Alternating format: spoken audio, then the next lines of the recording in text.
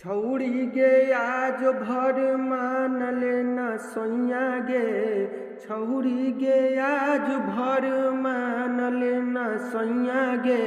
छौरा रे भाग भाग जाग गेलौ मैया रे, छौरा रे भाग भाग जाग गेलौ मैया रे। छौड़ी गे करे कुछहु बचे के उपैया गे, छौड़ी गे करे कुछहु बचे के उपैया गे। छौरा रे भाग भाग जाग गेलौ मैया रे, छौरा रे भाग भाग जाग गेलौ मैया रे।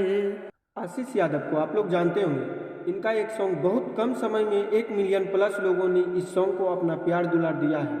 बता दें दोस्तों, इनका कोई भी सॉन्ग अब बहुत अधिक बजने और सुनने को मिलता है। इनका कोई भी सॉन्ग आने पे अच्छा रिस्पॉन्स देखने को मिलता है। बता दें दोस्तों, इसी प्रकार से भोजपुरिया से रिलेटेड जानकारी पाने के लिए हमारे चैनल को सब्सक्राइब करें और नए नए वीडियो पाने के लिए हमारे चैनल से जुड़ें। धन्यवाद।